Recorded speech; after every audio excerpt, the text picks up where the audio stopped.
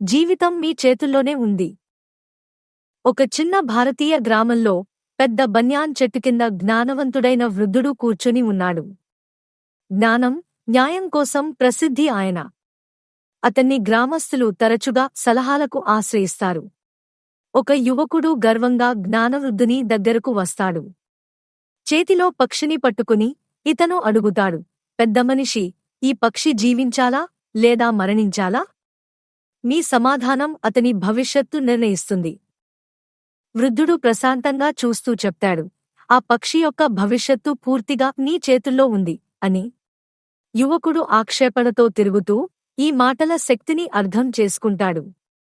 అప్పుడు ఆ యువకుడు గుర్తిస్తాడు, తన చర్యలే తన జీవిత ప్రయాణాన్ని నిర్దేశిస్తాయని. ఈ కథ గ్రామంలో వ్యాపించి ప్రజల జీవితాల్లో మార్పుకు నాంది అవుతుంది. నైతికోపన్యాసం: జీవితం మీ చేతుల్లోనే ఉంది.